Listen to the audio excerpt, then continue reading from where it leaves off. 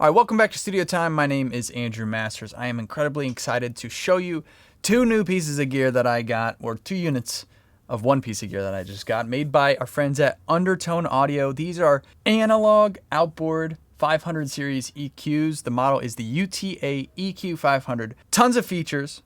These things are probably the most powerful analog EQs that you can get. I'm going to go through how to use them, what you can do with them, some of the special things that you can't do with any other EQs. I'm going to go through my favorite features. We're going to turn some knobs here in real time on some sources I have for this session that I just pulled up. But before we do any of it, let's throw it on some drums and hear what it sounds like right away. Okay, so let's boost up some bottom end and top end, do the smiley face thing here.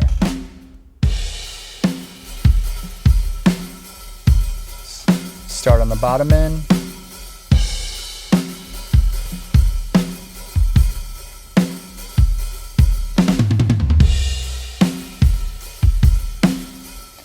We're gonna jump to 60 hertz and start boosting.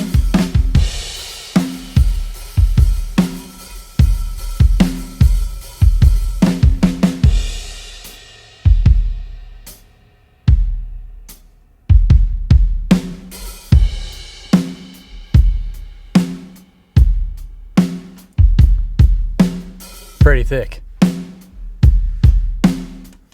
Now let's boost some top end.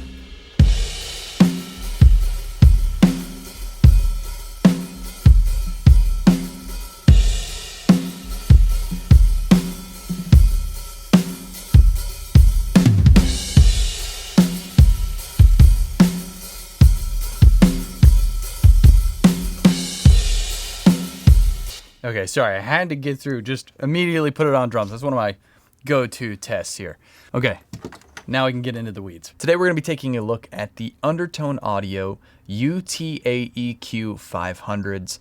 It is a 3-band super parametric EQ that is based off of their UTA MP EQ1. From what I understand, these two units are exactly like the MP EQ. The only difference is they do not have the high and low pass filters on them. The reason I want to show you these is because these are extremely powerful EQs in that they can do a couple things that no other analog EQ can do. I'm going to do my best to simplify it as much as I can. But first, let me give you the basics. It's a 3-band super parametric EQ. It's broken up into these 3 sections here, the bottom section, the middle section, and then the upper section. On the left, we have 3 switches here. We have our EQ bypass in and out. In the middle, we have our mid, high, low switch. And at the top, we have a 0, -10 dB pad. On the right side of switches, we have our boost, cut, and notch on each section of the EQ. And then as far as the controls, we actually have 4 controls on 2 knobs. So we have upper knobs and then we have lower knobs, which are these in the back here. Now the lower blue knob is the frequency control. The lower black knob is the gain control. The blue upper knob is the Q control, and the black upper knob is the shape control. Now 3 of these controls are what you would expect on most EQs, which is your frequency selection, you have your gain control, and your Q. Now this upper black knob is going to be the special extra control that you're not going to find in any other EQ, which is the shape control.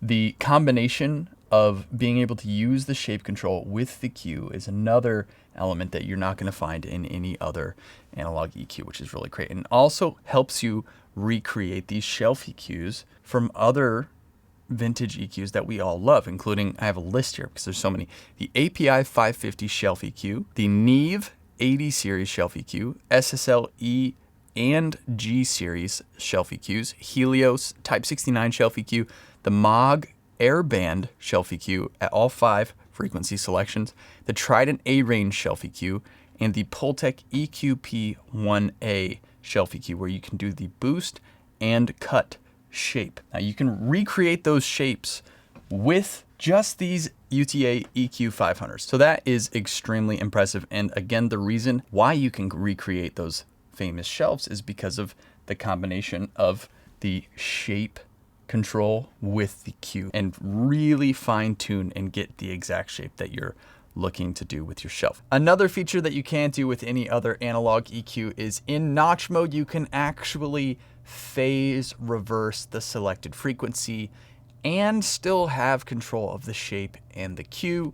Now I'm gonna not get too lost in this particular thing because it's something that deserves a little more of an explanation, but you can essentially phase reverse a selected frequency, add the shelf shape back into it. So you're phase reversing not just the frequency you're notching out, but you're phase reversing that frequency and then everything above it. Okay, so now that I've covered the controls on these units, I want to just take a second and highlight this thing here. This is the UTA EQ500 manual. So check this out. So they broke it down into 5 sections. They have a section in the manual called preset settings. On page 16 is the API, 17 Neve, 18 SSL, and Pultec. So here on section 5, it basically just explains how Eric has gone through and made some preset settings that recreate the shapes of these different EQs from some tests that Eric did. Since I, and probably you, don't have the frequency shapes memorized of these different EQs, Eric has gone through, recreated those shapes using a frequency analyzer. That right there is freaking awesome. That is, Eric did not have to do that. That is just a ton of value just in the manual where you can not have to think. And surely after referencing it a few times, you're going to start to recognize, oh yeah, this is that Pultec shape. This is the Neve shape. Oh, okay, cool. And you'll start to get it memorized. But I just love that he took the time to actually make a presets folder for these EQs. Now, as I mentioned before, because of the super flexibility of these EQs, you can do a ton of different stuff with them. And this video could basically go on forever. But I want to just mention that if you want to do a really deep dive on the controls, check out, I'm going to link it in the description. Eric did a deep dive video on these and it's super thorough. So instead of me recreating the video, Eric already made and did a fantastic job. I'm just going to link it down in the description. Go check that out. It's a 40-minute deep dive on these EQs and how he recreates the different shapes of all these different EQs and actually does an A/B shootout between them. It's fantastic. Okay, so now we've covered the basic functions of the EQs, the controls, what you can do with them, how you can recreate the shapes of these other famous EQs. What I want to do is put this EQ on some audio from some stuff I've recorded here in my studio. Okay, so let's listen to the chorus of this section. I have 2 electric guitars, 2 totally different amp setups. I have some plugins on each individual channel, mostly like high pass filter, a little bit of this API boost, 1176, and then I'm using the Sound Toys Devil Lock just to kind of make them noisy and grimy. And then they're all being bussed to this electric guitar bus right here, which I have this Suitor on, and then I'm inserting these UTA EQs. So I'm gonna just solo up the chorus. I have the undertone EQs bypassed, and then I will engage them while we're listening.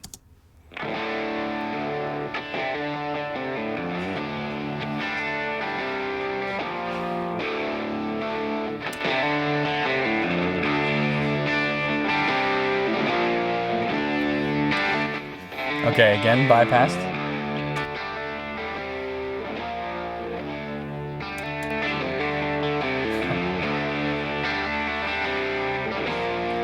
Okay, so first thing I noticed is a decent level jump. Now these things have a lot of juice in them, so when you engage them and you're boosting, you're going to get a significant level bump. That's probably why they included the 10 dB pad. With this specific example, if you notice, I am, before the EQs are engaged, the guitars are almost, I don't want to say lifeless, but I have high pass filtered so much out of them that they're very thin, but they're kind of sitting where they need to be in the mix. And then when I added the UTA EQs, I wanted to just breathe life back into them and literally low, mids, and highs. So without it being overwhelming, it totally does that. So I'm gonna engage it here on the Pro Tools side. So here's without it.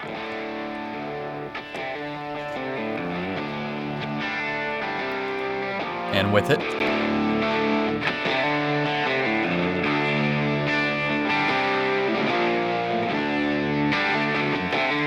Let's listen to it in the context of the mix, and then I'm going to bypass them while we're listening so you can hear it without.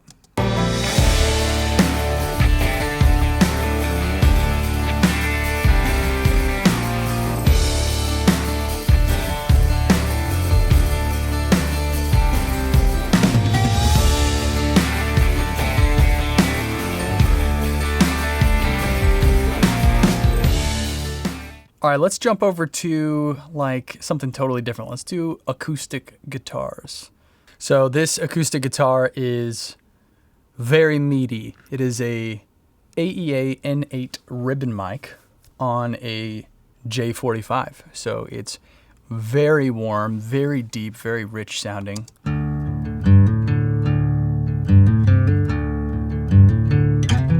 Certainly don't need all of that low end and could use some more mid-range and high end, especially in the context of the mix. So let's pop these EQs in here. Okay. It's in. Let's start in the mid-range.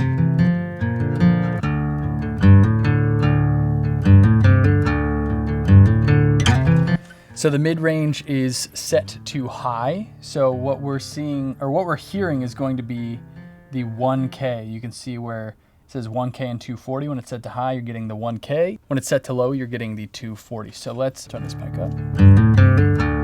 Let's kind of sweep through here.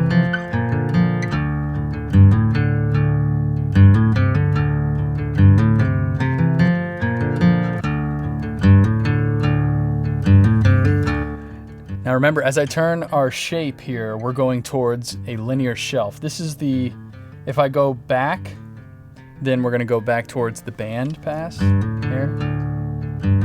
This is gonna be a typical peak shelf. This is gonna go towards our high shelf.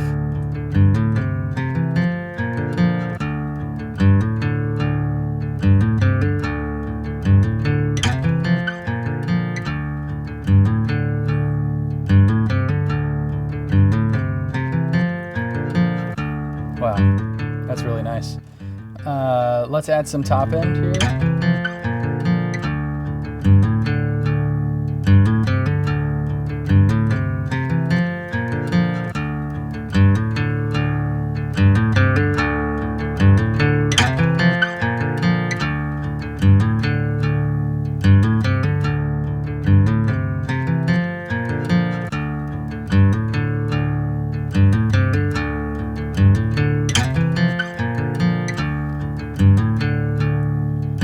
That's a lot.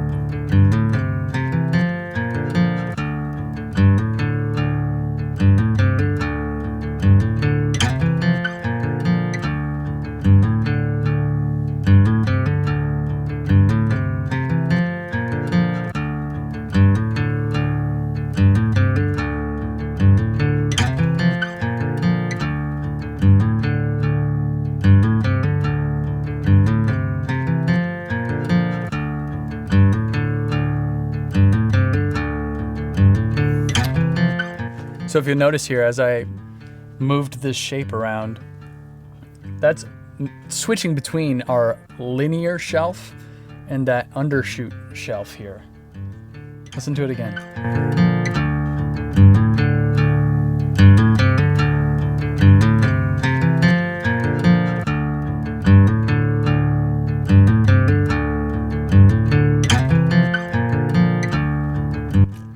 So that's going to be more of that classic Neve top shelf. And if you notice, as I do that, as you go towards that shape, you're going to want to actually pull the high frequency down to a lower frequency because of that little dip there.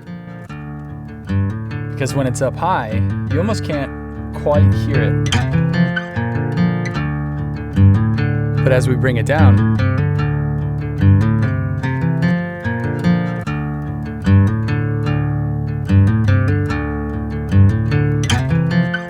you get that really nice Neve top shelf sound. Sounds fantastic. Let's bypass it and hear it.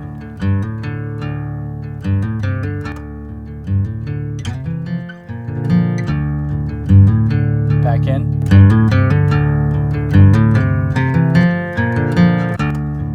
Out.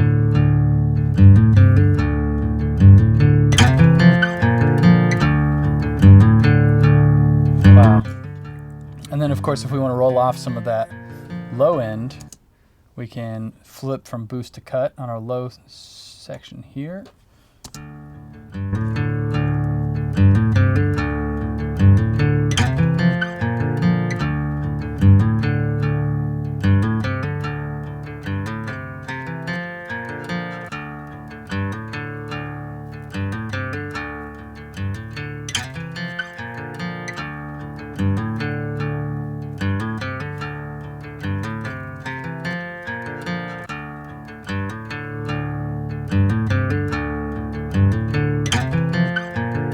I love that top shelf boost. That's absolutely beautiful. Now let's throw it on another totally different sound. Let's put it on the bass sound that we have here. We've got a bass sound here. This was actually gone through, I think it went through Fender Deluxe into an aux box. But let's go ahead and insert, here we go. Let's listen to the low end.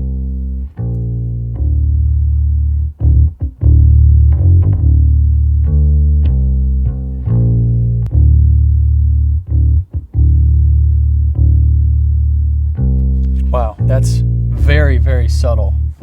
I'm sorry, it's not subtle. I'm barely boosting the low end here, and it is meaty at 60 hertz. Let's hear it up at like 110. Wow.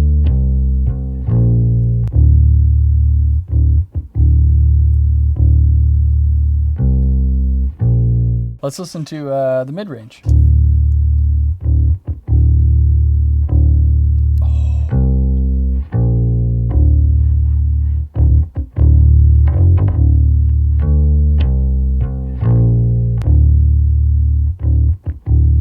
That sounds so good. And let's flip high end to cut.